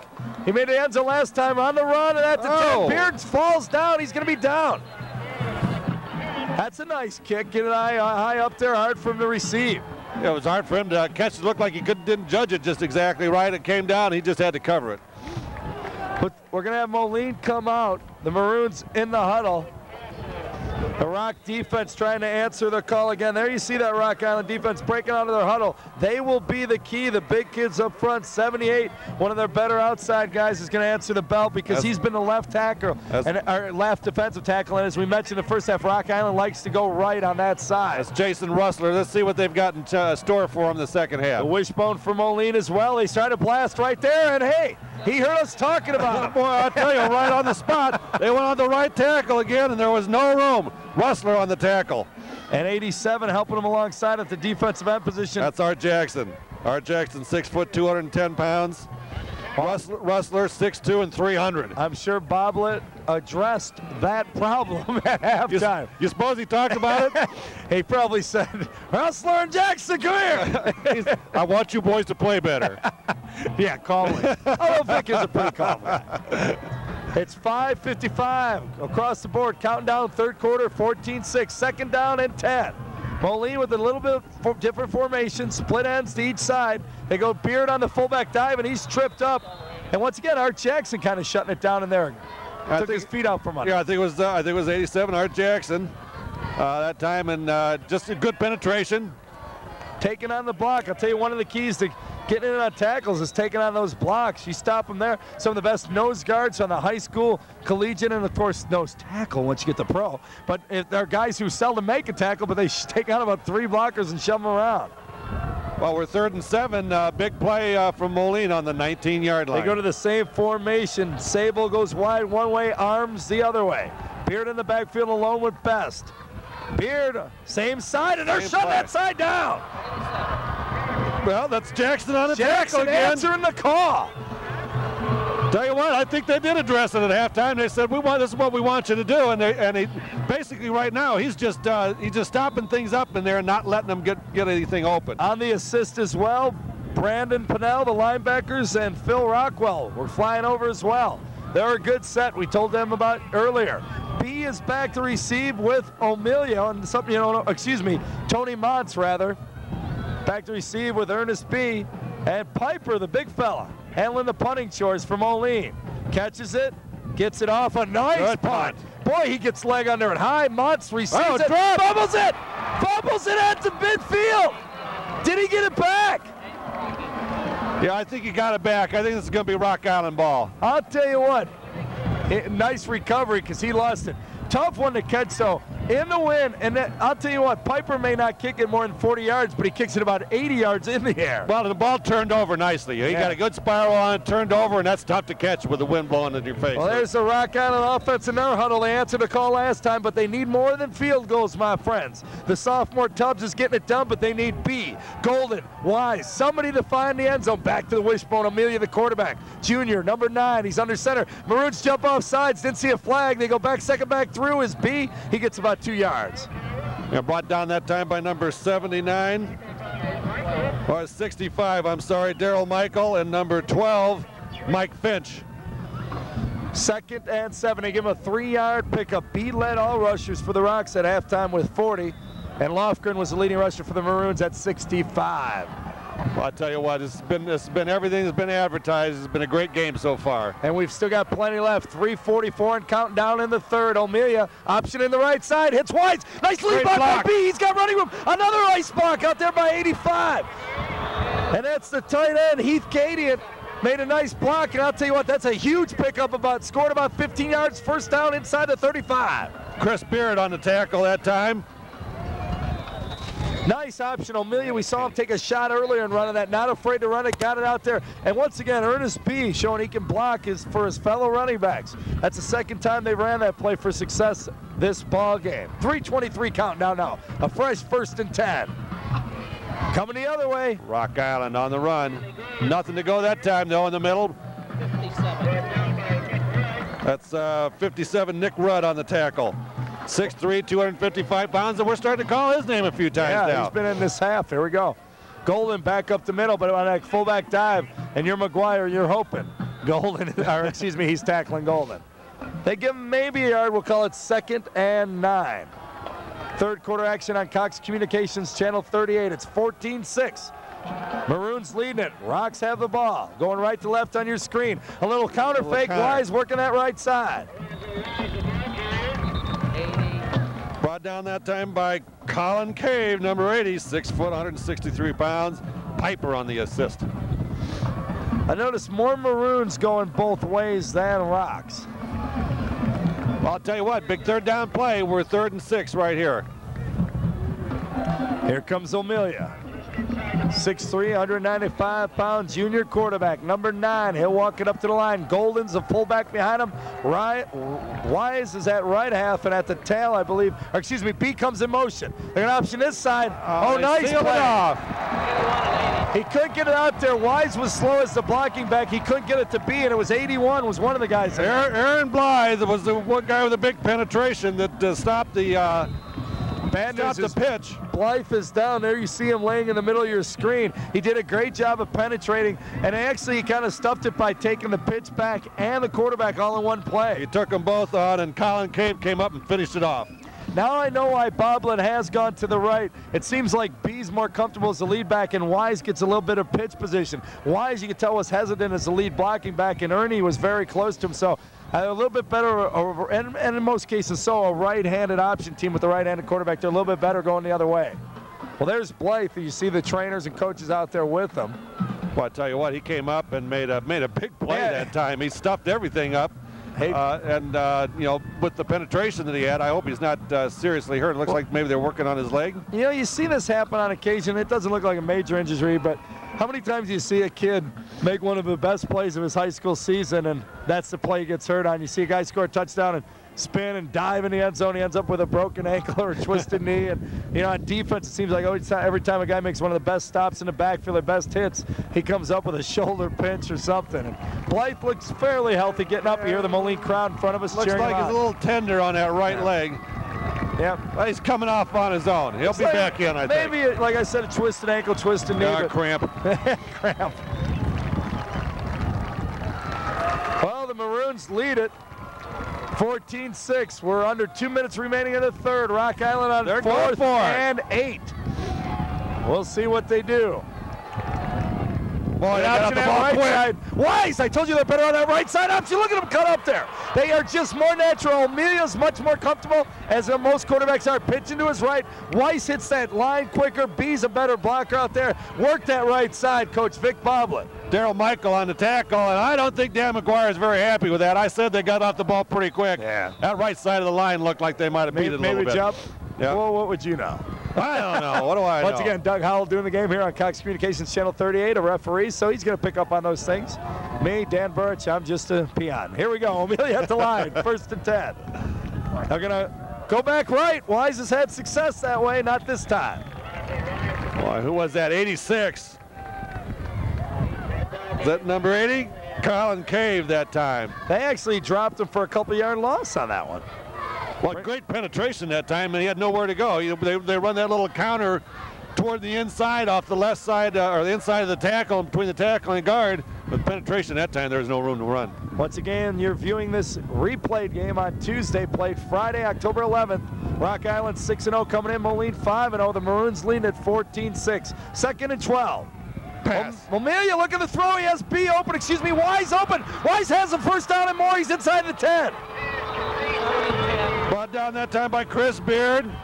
And I believe it's Todd Anderson on the tackle. Well, that's the kind of pass I joked about earlier with B and Wise in their formation. I said all you got to do is throw a little 3-4 yard flat pass. And it wasn't a beautiful pass, a little bit behind him. Wise had a turn, but he catches it. He's running past a player. He's upfield, and we're looking at 1st and goal from the 5. And we're going to have timeout here on Moline, I believe. We got a Moline timeout. Trying to stop momentum and get things situated on That's D. exactly what they did the last time, and they were able to hold Rock Island from to a within field there. goal.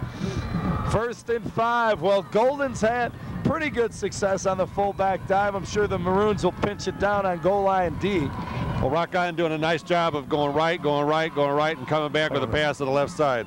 They tried to do it with a pitch. That didn't work, but the pass did. Yes, there you go. You got to mix it up, and good point of noting it. Vic Boblet, you're setting things up, and that right side's working. I was surprised we didn't see B on the one. It was a counter fake, and they already handed off to Golden. I thought if he gives it to the second guys, they run out the fake. Ernest would have probably had about 20 yards. Well, Amelia, he's got his first completion in the game, and actually his first attempt, because when he went back the last time, he was dropped for a loss. So he's 1 for 1 and a nice pickup. 1st and goal from the 5. Trying to close the gap. A touchdown would put him within 2. It's 14-6, and then the decision, Doug. Go for 2. Go for 2. I believe if he gets this in here, he's going to have the momentum. He'll go for 2. From the 5, it's B off the left side, diving down to the 2. Piper stuffing things up in the middle that time, taking on 2 or 3 blockers and making B leap over the top for the extra yardage. And there's another whistle. We got timeout. Rock Island. Rock Island wants to win. And there's 21 seconds left in the 3rd quarter, and the wind is a pretty brisk one. It was obvious in the first half. If you were tuned in with us here on Cox Communications, you saw the difference in passes as well as kicks. So Vic's going to take advantage of it. Vic out there with his headset. He's communicating with Doug and I, of course, on the TCI Family Productions. TCI, excuse me.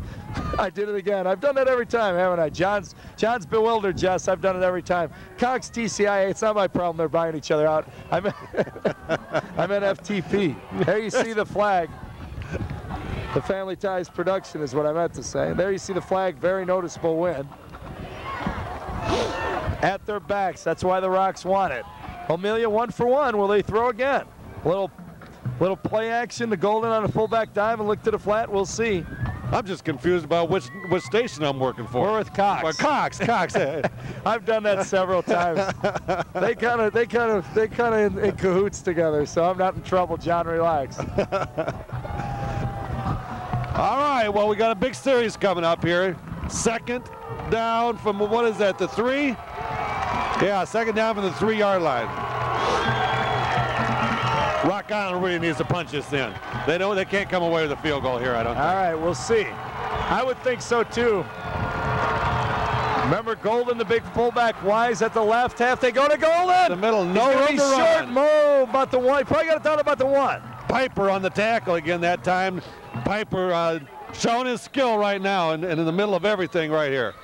We got another timeout, Rock Island. Boy, I tell you what, a lot of timeouts being taken early. In the 3rd quarter, I would think so too. Although, if you're Vic Boblet in his defense as he runs back on the field, this is where the game's decided. What are you saving it for? You score here, and you go for 2, you're right in the ballgame. Yeah, even if you go for 2, you tie it. If you go for 2 and miss, you still got a field goal to win it eventually. So this could be where the game's decided. And many times you've heard coaches in both basketball and football, Doug, get chastised later on. What's he saving his timeouts for? You know, where they lose the game early. So I'll stick with Vic on this one. I think it's a big situation. Yeah, if he scores, he will also kick off with a win, pointed out by our spotter, Carl Killen. You better thank him. He's been killing it. I look up, there's this guy to our left, and I looked at John, our cameraman, and we're kind of wondering who he is, and I see him flipping hand signals and yelling numbers out, and I thought, boy, damn, Doug's got a spotter. Boy, I tell you what, people who've listened to me before on this channel know that there's no way I come up with all these numbers. I'm glad Carl's here personally. Amelia breaks the huddle. Here's the situation. 3rd and goal from the 2. It's 14-6 Moline. The Rocks want a touchdown. 11 seconds in the 3rd. Golden alone setback back there at fullback. Wise is at the halfback position. The flanker left. Double tights. B is on the right side. Fans standing on both sides, cheering on their team. This is what high school football is all about. It is I'll tell you, a nice game. Not a lot of penalties. Not a lot of fumbles. A near fumble. That was about it on the punt return. Good grinded out football, and you mentioned it in the pregame, Doug. I'll pay on the back here. I'll tease you about the spotter, but you said it's going to be one up front. In the first half, Moline took the lead because of the war in the trenches, and right now, the Rocks either get it back here or the Maroons hold them off, right in the trenches. It's been in the trenches. This is the kind of game that was just meant to be in the trenches. Both teams run the ball a lot. Both teams got great skill guys. It was a matter of what was going to get done up front. Well, here we go, big play. 3rd and goal from the 2, remember, trying to punch it in. They've got 2 downs to do it, probably only 1 with the win. Wise in motion, they pitch to him. Running room out there, he's going to try and turn the corner. He's in the end zone. Well, it wasn't running in the trenches, it was run on the field. Flat out foot race to the corner, and Wise beat him. Golden was out there in front of him, but I'll tell you, it wasn't any great blocking out there. Yeah, he got some piece blocking, that was about it. Yeah, they did a little entertainment blocking, keep him away, but he just used the speed. No substitute for it in this game. Wise 2-yard touchdown run. It's 14-12, and you got it. Going for 2. They're going to do the same play. Right again. Amelia gets a block. Wise dives in. He's not in. Didn't make it. Moline holds on the 2-point conversion. Brought down by number 57, Nick Rudd. We've called his name several times. He's having a second half defensively for the Maroons. Well, it's 14-12. If you're Moline, you're happy with the maintaining the lead. If you rock on, you think we've got some momentum now. And we've got a whole quarter to play plus 6 extra seconds. The Rocks will take advantage of the win on the kickoff, and the sophomore Tubbs will definitely get his foot into it. He's made the end zone once already. I talked about Boblet calling the timeouts, but he makes the score. He comes back. They're kicking with the win. And I look for another one to be around the end zone. Well, the Maroons gather and taking their time getting out there on the kickoff return team. Beard will go back deep. Joining him are John Holland and 22, who I don't have on my roster. Excuse me, John Holland, Kurt Roberts, and that's Best. I had the wrong roster, that's why I was looking at the wrong side. 6 seconds in the 3rd. The kick. Oh, it's short. Roberts fields it and gets hit. Stays on his feet, but only gets a couple more. Nice stick there.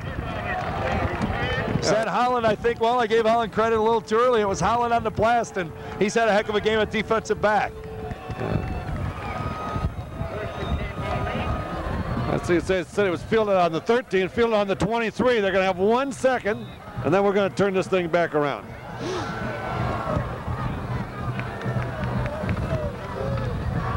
Be interesting to see what happens. Moline will have the win in the 4th quarter. See if they're going to be one to throw a little more. Well, 1 second, 3rd quarter, counting down, and I think they're just going to let. Nope, there it is. One play. Nothing there. I'm not sure what that for the was. Rocks fired up stuff in that play. That was 89 for the Rocks. Jason Britton, 6'5", 196-pound. Junior, we've got somebody hurt. Down for the Maroons, another player, not good. Well, I think that looked like a busted play that time. It looked like he had turned around the handoff and nobody was there and decided to take it on his own. Well, I'm going to take a break here quickly, and we're going to start the 4th quarter. We'll get you an update on this player. We'll be back on Cox Communications, Channel 38.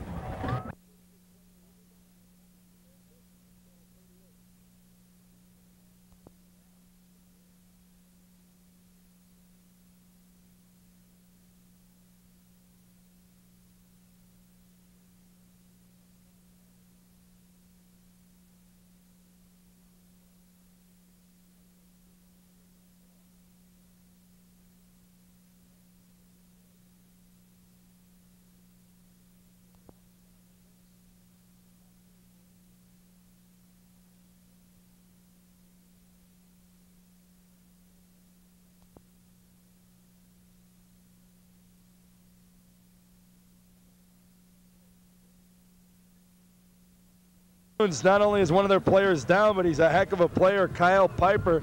You see him helped off the field, and I'm going to credit the Rock Island trainer for helping out twice. You see him stumble there a little bit. So Boy. not a good sign, and not a good sign, too. I hope it's nothing serious. As we said, he's headed to Missouri as a linebacker. Well, and this guy is just, he's all conference in the center. He does a great job as a linebacker. He's got a legitimate shot at some all-state recognition.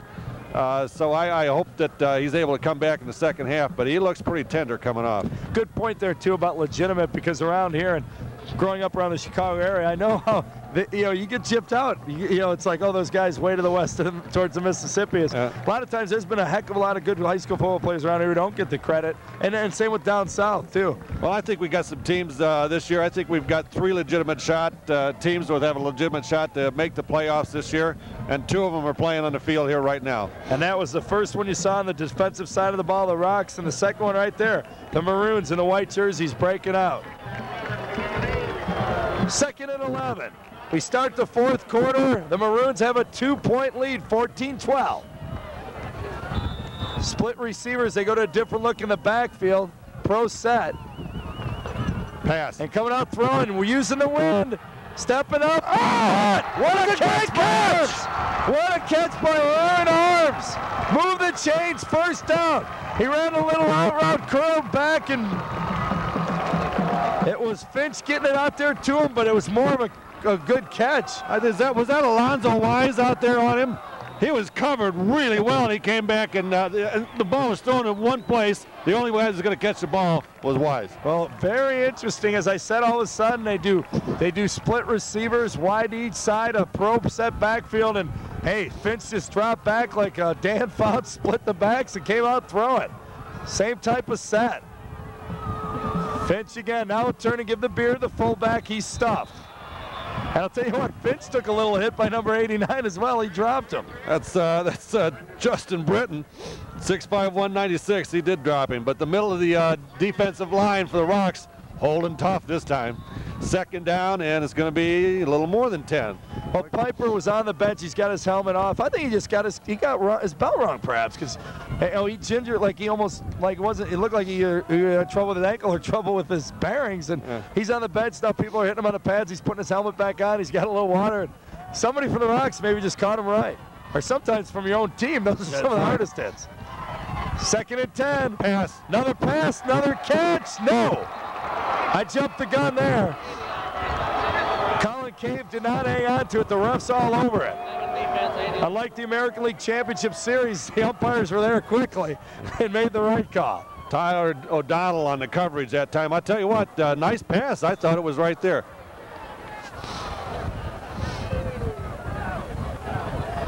Well, running in the play, Aaron Best, one of the fine halfbacks for the Maroons. Moline leading it by 2. We're in the 4th quarter, 14-12. And Piper is back in at center. Yep, running out there, breaking the huddle. Back to that pro set. Pass.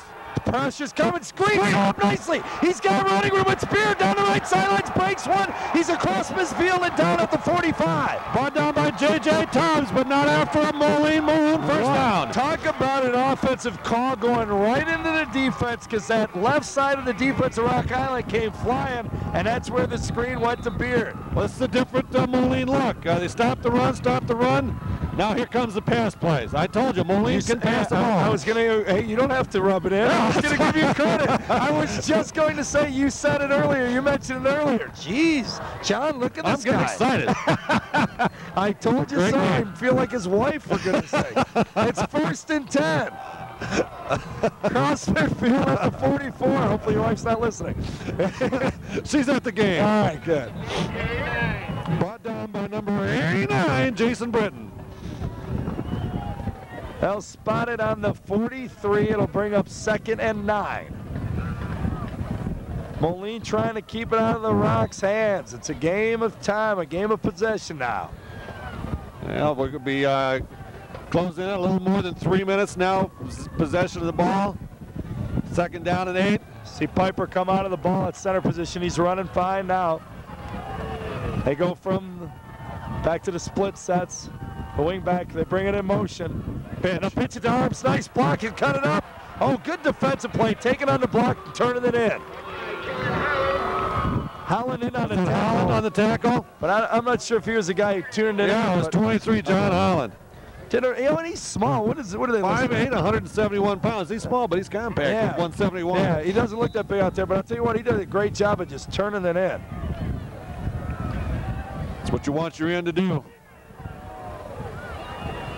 But he kind of walked up. Is he the strong safety? Because he kind of walks up and he turns. he is. And he does a great job, as you said, compact out there, and he does. He's low to the ground, turns that in. Maroons on 3rd and 8. Here it comes again. This time to give the beard to fullback off the right side. 76 was there, and a host of other Rock Island Rocks. Looks like Phil Rockwell on the tackle, along with 78 Jason Rustler. Backside, good job. People stopping it. 4th and 5. What are you going to do if you're Moline? You going to punt this ball? You're going to go for it? I think they're going for it. Well, I think I would punt it. I'd put them way back there. I'm saying, okay, Rocks, you got to go 90 yards or so. Yeah, you know, they're showing that they have a good punter. Field position. They could be trying to drive off sides here or something. That's too. Knowing McGuire. Let's see if the quarterback goes in motion again. Look for that play. There it is. And then they take a timeout. Yeah. Well, we were both right. I knew they were going to try to draw off sides, and you knew which play they were running. But that's well, Coach. Why not? It's worth a shot. And now, now they may punt, or now maybe they'll go for it again with a different play. But it's definitely worth a shot. Some of the best teams, and being a Bears fan, Kramer last year, one of the best things about him, he had probably the best passing season of any Bear quarterback, but he drew off sides. He kind of has his cadence, his count, a hard count, they call it. And that was a key to their success a lot last year, and that formation has been a key for the Maroon success this year. That's right. That shift. Wow, Rocco Carbo's playbook. I love it. Well, he's going to drop back here another 5. They haven't marked that off yet, have they? Oh, well, we had the timeout. We didn't have the penalty. That's just it. They didn't even have to wait for time of possession. That's what's nice. Yeah, we're going to get the punt here. I think he's going to punt the ball. If he does, he's got a chance of pinning them down in there. 7:48 remains. We're in the 4th quarter. It's 14-12. The Maroons on the right side of your screen in the huddle. The white and maroon. And there's the Rocks and the red and gold, the home team. They trail by 2 on the defensive side. The ball is spotted. Oh, it was about the 39-yard line. Going the other way. 39-yard line of the Rocks. Well, the Maroons look like they're going to go for it. Piper is their punter, so they're not lined up. They shift to the wingbacks. Best in motion. They're going to come with the counter. Rock shot down. It's 57. Phil Rockwell right there on the stop. He's had a game, and the Rock Island side has erupted. The Moline side has been much more vocal throughout the game, but not that time. The sidelines were up, and it looks like the start of the game. The band is rocking the air loud, and look at everybody fired up. Change of possession. Big play by Rockwell that time. He stepped up and filled the hole. Made the tackle. There was no place to go. 1st and 10. Rocks going the other way from their own 39.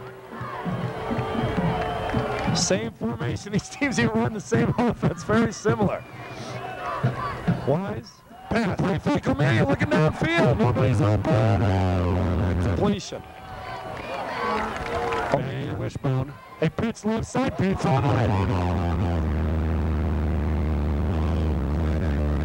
Malone's taking over. And nice field position from the 33. They work that left side this time, and in his arms going off the left side. Big key plays. Wishbone. There you go, Connor. Lofgren. He stuffed that time. And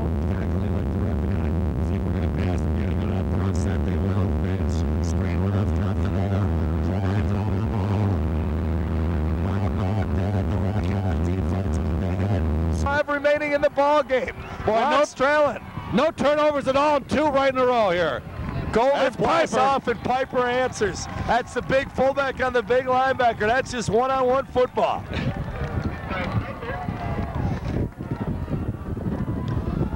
.542 the clock. An enemy, or if you score, it's an asset for the Rocks. They have to score. All they need is a field goal, but remember, they're going into the win. It is 2nd and about 8 from their own 38. Ball on the far side. Plenty of room over here to the right. They go that way. Wise is blasted. Terry Rosenthal on the tackle, along with, he wrapped him up, and Piper came out and finished him off. Well, both defenses answering. Moline pouncing on the fumble. The Rocks pouncing on their other fumble. That wasn't Rosenthal. If it would have been Rock Island, it would have been Rosenthal. But since it was Moline, it was Phil Ledbetter. Well, I did it once, you did it once. We're even. We both looked at the wrong roster. O'Melia under center. Full house backfield. Fake. Robson. Yes. O'Melia has an open man. He lofts it. No flag. There's a flag. But he caught it anyway. Heath Cadian. He's one of the basketball players. He looked like he was blocking out for a rebound for Duncan. I'll tell you what, let's see which way they're going to call this. We had some pushing going on. Well, and it was almost a face guarding. What do you think? You're a referee. We had some pushing going on. If I'm going to guess, I would have guessed the other way. You would have thought Cadian kind of pushed off? Yeah. But, you know, he had to have that position. He had the spot. Rock Island, or the Moline player was running into him. Well, what's funny is O'Melia rolled out left, thrown across his body with a guy in his face. He saw the open man and just lopped it out there. Probably said a prayer on the way. Oh, that was really a great pass, because he did have a guy right in his face. He was throwing that from his heels. Both of his passes have been rolling left and kind of behind the guys, but one was for a big hit down here on the goal line last time, and now going the other way, a big drive. First and 10 across midfield. Golden up the middle. Excuse me, I was second back through. That's 57, Nick Rudd on the initial hit, helped out by number 79, Chris Davies. And Nick Rudd's had a good game today. They lost maybe a yard, 2nd and 11.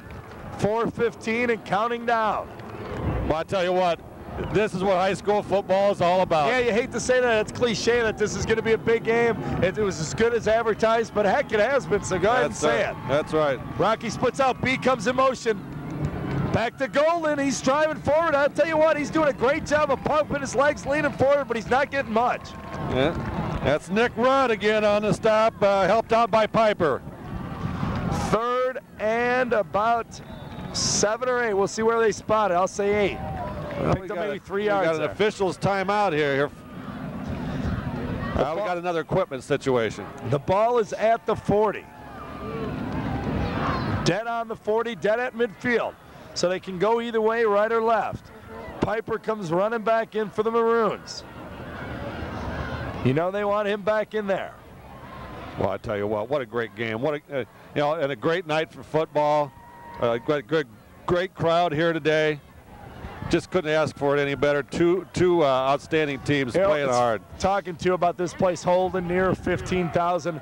But those old crowds in the 70s, people got to remember that was the baby boom. There were a lot of more kids around too. Here we come, the Rocks, 3rd and 7. Another pass. O'Melia looking at the throw, trying to Holy cow. They did it again. 33 had the screen covered, and 84 just came pounding in. That 84 is Phil Ledbetter on another big play. Ledbetter on the rush. And 33 was the guy who had it snuffed out. That's David Hull. 6'1", 177-pound junior. Well, Ledbetter's a name that used to be synonymous with Rock Island, but he's doing it for the Maroons now. Well, we got 4th down and 20 here. And there's nothing they can really do. Remember, O'Melia's that up back, though. Keep an eye on that, number 9. Mott's to punt. Not much of a rush. In fact, no rush. And it's about a 10-yard punt. Over-end one. It's a 5-yard punt, actually. He's going to lose yardage. He's going to lose a yard or 2 on the punt. About 3 yards on a lost punt. I hate to see that just for the kid. Because Mott's right now, you can tell he's disgusted live off the field. You hate to see this game, one of the trenches come down to that. Yeah, and it very seldom ever comes down to one play.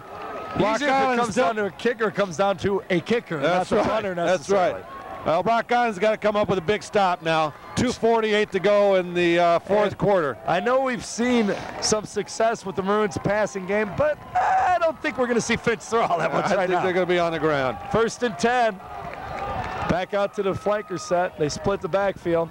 They give to Beard off that right side, and credit Rock Island. We talked about it earlier. They've done a great job of shutting that down. That's Art Jackson. I'll tell you what, he's got Jackson in now in this game on the right side, slanting in, and getting down and crawling and looking for a leg to grab, and that's stopping that play.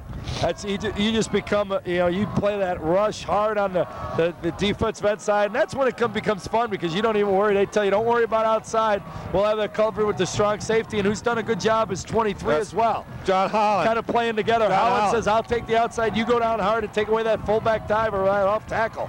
2nd and 8. They go again. Trying it again.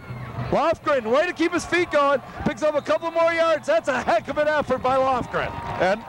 And once again, the guy there with the initial hit, John Holland.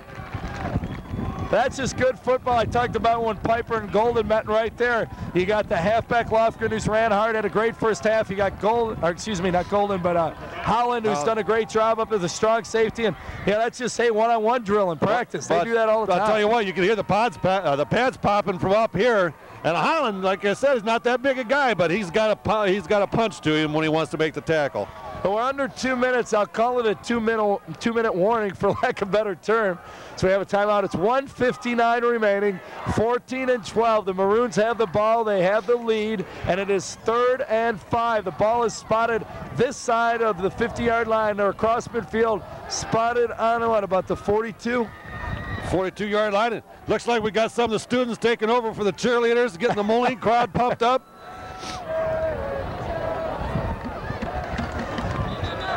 It's always funny. Sometimes these kids in the stands get into the game, the Moline-Rock Island rivalry, or whatever the rivalry would be, more than the players. Afterwards, Golden and Piper will be saying, hey, good game, nice hit. Holland will be doing the same thing to Lofgren.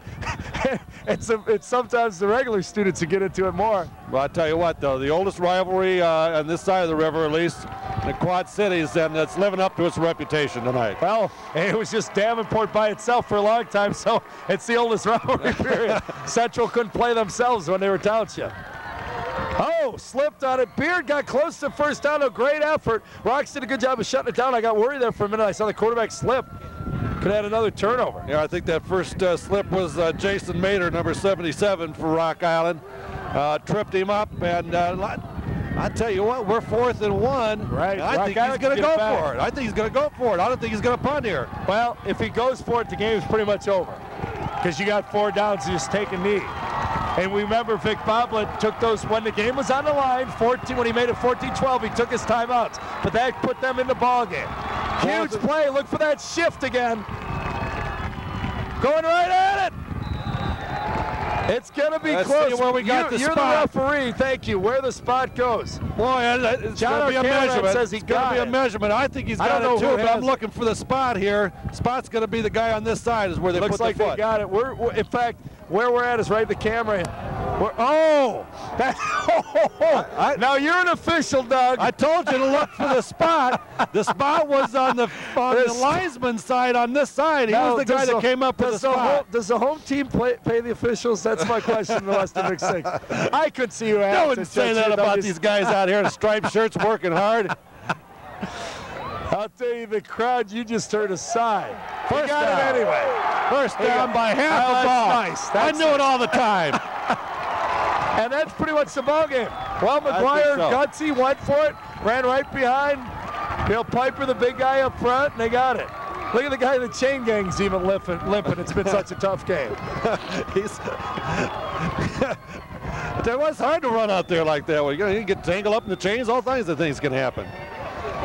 I'll look for him just to grind it out here, probably take a knee a few times. Well, what's Rock Island got? 1 timeout left? They used 2 in that when they were going for it on 1st and goal. Or 3rd and goal, actually, was the situation when they scored. Well, we got movement in the line for Moline. Boy, they don't need that. Don't want to stop the clock. That stops the clock at a minute even, 1-0-0. They'll mark it off and start it again right away.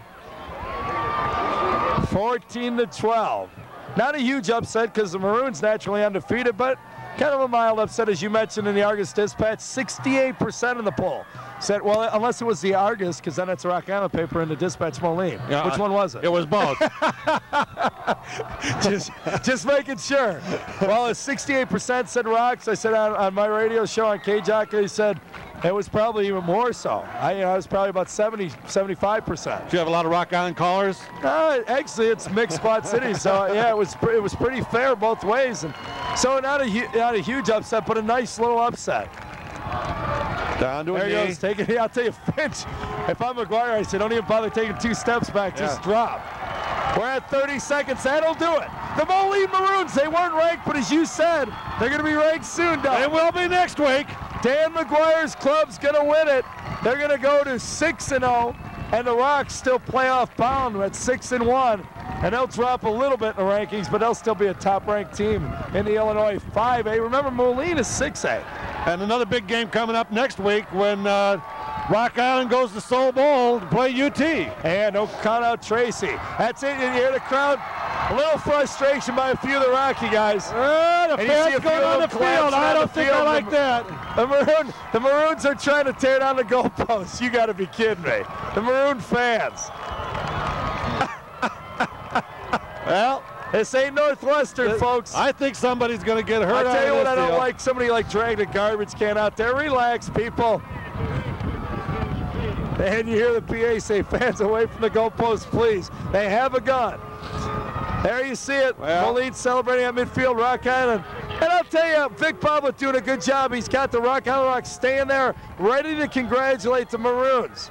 Now, it'd be nice if the Maroons turned around and went over there. He stopped all his kids. Some of them were on knees, kind of in disgust. Now, you see McGuire over there right now, shaking hands with Vic Bobbitt. Very class act. McGuire walked over there by himself. Now he's got the team heading over there. Great show of respect, great show of sportsmanship by Rock Island right there. 2 great coaches doing battle tonight, and Bobbitt and McGuire, just class coaches. I'll tell you one thing, we're going to try to get Dan McGuire in a moment. One thing that's interesting is that when I first came to this area, the Maroons had a winless season, and the Rocks were struggling for 2 wins this season. Well, we've got 2 new coaches in there now, McGuire and Bobbitt. 5, 6 yeah, years it's been there for a while now, but you can tell the difference they make in their programs. I'll tell you what, we're going to take a break. We'll tell you the final score. Maroons win it 14-12. The number 4 Rocks, their first loss. They're 6-1 and 6-0. That's where the Maroons stand. We'll be back hopefully with head coach of the Maroons, Dan McGuire.